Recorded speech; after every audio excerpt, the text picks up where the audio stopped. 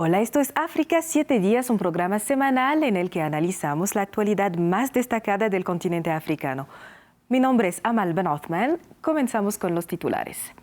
Después de la reunión de Doha en 2005, los líderes del G77 más China se encontraron nuevamente en Kampala para fortalecer la autonomía de los países del sur.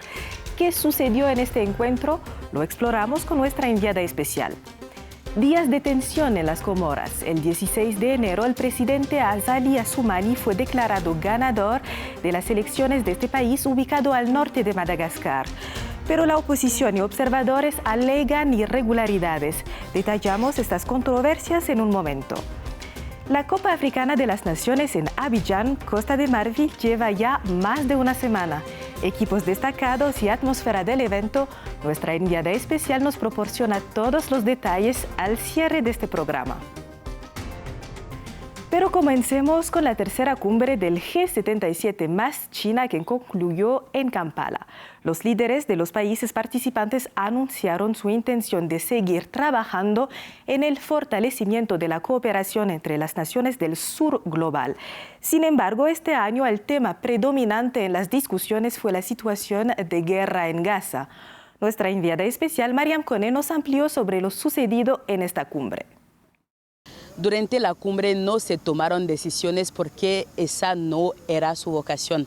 A lo largo de los 2 días, los jefes de Estado intercambiaron ideas sobre cómo qué hacer para dar un nuevo impulso a la cooperación sur-sur y definir la posición de los países ante las crisis internacionales. Medio ambiente, cooperación económica y inseguridad. En total, los jefes de Estado plantearon 156 puntos, los 13 primeros dedicados a la guerra en la Franja de Gaza. Es un grupo de países de África, América Latina, el Caribe y Asia. En esta cumbre, Yoweri Museveni, jefe de Estado ugandés, fue elegido presidente de este grupo de países que representa al 80% de la población mundial. Una esperanza para dar más voz a las preocupaciones del continente africano. En esta agrupación de 134 países, la cuarta cumbre tendrá lugar en 2029, un país latinoamericano o caribeño. A principios de la semana pasada, Uganda acogió otra cumbre, la de los países no alineados, en la que la guerra en Gaza también estuvo en el centro de los debates. La guerra en la Franja de Gaza fue uno de los temas de debate más recurrentes en ambas cumbres. Riyad Mansour, representante permanente de Palestina ante las Naciones Unidas, expresó su gratitud a Sudáfrica por su denuncia contra Israel en La Haya y pidió al movimiento de países no alineados que no olvide a la población palestina. Uganda, país organizador, es uno de los pocos países africanos que cuenta con un juez en la Corte Internacional de Justicia que decidiría si accede a la petición de Pretoria. En cuanto a los conflictos del continente africano, solo se mencionaron muy brevemente. Por ejemplo, como la guerra en el este de la República Democrática del Congo, país vecino de Uganda. Como recordatorio, Uganda ha sido acusada por un grupo de expertos de la ONU de apoyar al M23, uno de los grupos rebeldes que libran la guerra en el este de la República Democrática del Congo. Esto se suma a una crisis humanitaria que, según la ONU, ha dejado cerca de 7 millones de desplazados internos en el país. Calles desiertas, sedes de la oposición cerradas, puntos de control de la gendarmería en toda la capital Moroni, el archipiélago de las Comoras donde el presidente saliente Azali Assoumani fue reelegido para un tercer mandato, fue sacudido la semana pasada por días de violentos enfrentamientos entre manifestantes y policía. La oposición y algunos observadores denuncian un proceso electoral plagado de irregularidades, como la falta de acreditaciones para los asesores, urnas repletas y la constante intervención del Ejército Nacional en los centros de votación. El archipiélago que conforma las Comoras se encuentra en el Océano Índico, al norte del Canal de Mozambique y al noreste de Madagascar, y cuenta con aproximadamente 822.000 habitantes. El país tiene poco peso geopolítico en la región, mientras se enfrenta a varios desafíos que obstaculizan su crecimiento, como su dependencia de los subsidios externos y su gestión de las finanzas públicas que carece de transparencia. En las Comoras, 45% de la gente vive bajo el umbral de la pobreza, según el Banco Mundial. Y la permanencia del presidente Azali Assoumani al mando del archipiélago y su control sobre las instituciones están siendo cuestionados por una parte de la población. En este escenario, la oposición busca anular la reelección de Assoumani. Desafiando los resultados electorales con todas las herramientas a su disposición, este candidato de la oposición en las Comoras ha decidido llevar el caso ante la Corte Suprema. Acusa a los resultados de la elección presidencial de ser fabricados. El objetivo es anular el resultado y de facto las elecciones y ordenar la celebración de nuevos comicios, porque el presidente nos prometió que habría elecciones libres y transparentes. Más candidatos tienen la intención de presentar su impugnación ante la Corte. Sin embargo, según algunos analistas, el resultado de este proceso sigue siendo incierto, ya que todos los miembros de esta institución fueron designados por Azali Assoumani, el presidente reelegido para un tercer mandato. Podemos o no lograrlo, pero tenemos otras opciones que exploraremos, como la vida del pueblo. Para mantener la presión sobre el gobierno, la oposición confía en la movilización popular. Sin embargo, tras 2 días de disturbios que resultaron en una muerte, el impulso del movimiento parece disminuir. El último llamado a la movilización no fue respaldado y el gobierno ha implementado un toque de queda mientras insta al respeto de las instituciones. Solo podemos alegrarnos por esta decisión de nuestros adversarios de presentar recursos ante la Cámara Electoral de la Corte Suprema. Lo que hemos estado diciendo es que no se puede transformar la calle en instituciones judiciales. El equipo del presidente también planea interponer un recurso para corregir la tasa de participación anunciada por la Comisión Electoral. Según esta, solo el 16% de los electores se sumaron a la votación. La Corte Suprema tiene hasta el final de este mes para validar los resultados de esta elección.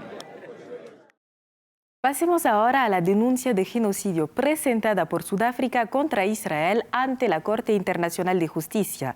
Sudáfrica busca poner fin al asalto militar israelí que ha matado a más de 25.000 palestinos, incluyendo cerca de 12.000 niños. En medio del creciente llamado mundial a un alto el fuego en Gaza, unos países africanos han respaldado esta iniciativa. En este mapa vemos los países africanos que son firmantes de la Convención contra el Genocidio. Entre ellos encontramos Djibouti, Libia y Namibia, entre otros, quienes respaldaron la demanda de Sudáfrica contra Israel. Conversamos con Pap Ibrahima Khan, experto en derechos humanos, quien nos adentró en la importancia que tiene para los países africanos la acusación de Sudáfrica.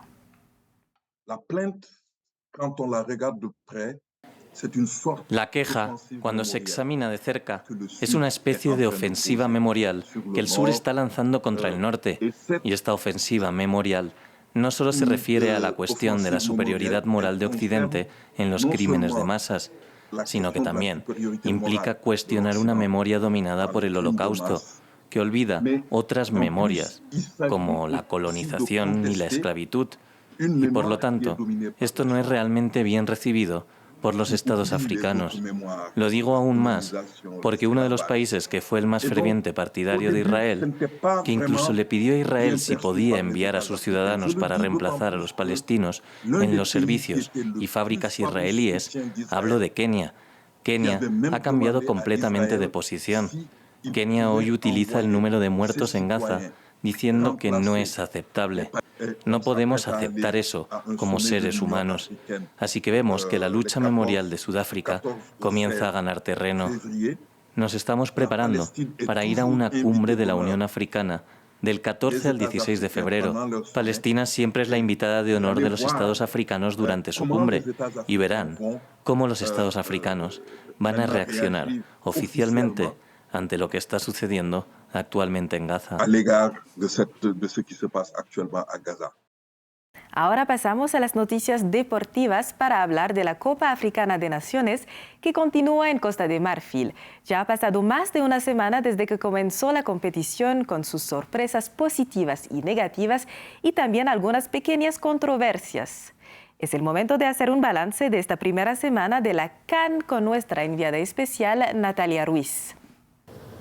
Aqaba, así se dice bienvenido en Costa de Marfil. Este es el país anfitrión de esta Copa Africana de Naciones que espera sencillamente sea la mejor copa de todos los tiempos. Y a lo largo de esta primera semana ya hemos tenido muchísimas emociones, muchas sorpresas también, especialmente entre algunos de los clasificados a los octavos de final. Senegal ya está en octavos, este es el vigente campeón y los Leones de la Teranga pues se muestran simplemente muy bien, muy firmes para poder revalidar su título, algo que ningún otro campeón africano ha realizado en las últimas 6 ediciones de esta competición. Entre las sorpresas está, por supuesto, Cabo Verde, que ya está en octavos, que se quedó además con el liderato de su grupo, en donde también están Egipto y Ghana. La mayoría veían a estas dos naciones como los favoritos para poder avanzar, pero a estas dos naciones les ha tocado bastante duro y de hecho Egipto perdió a su faraón Mohamed Salah, quien se lesionó y estará ausente por las próximas 2 fechas. En cuanto a la nación anfitriona, Costa de Marfil, pues es sencillamente una marea naranja la que se desplaza cada vez al estadio Alassane Ouattara de Ebimpe para ver a su selección, que muchos aquí en Costa de Marfil creen van a estar en la final. También pues esta es una Copa Africana llena de estrellas y cada uno de esos jugadores estrellas que esperábamos marcaran gol lo hicieron a lo largo de esta semana, que sea Sadio Mané por parte de Senegal, Mohamed Salah para Egipto, Seko Fofana para Costa de Marfil y por supuesto Victor Osimhen, el mejor jugador africano, el nigeriano también dijo presente y ha hecho una muy buena presentación hasta ahora.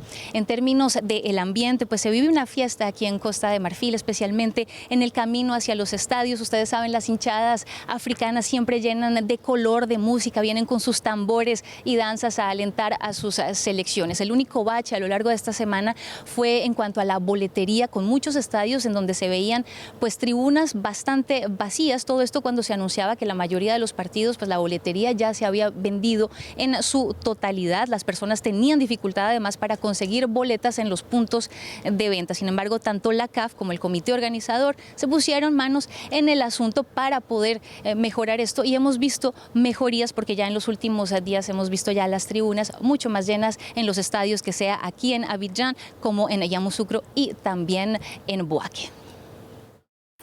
Hemos llegado al final de esta edición. Gracias por estar con nosotros. Las noticias de África y del mundo continúan en 4 idiomas en France 24.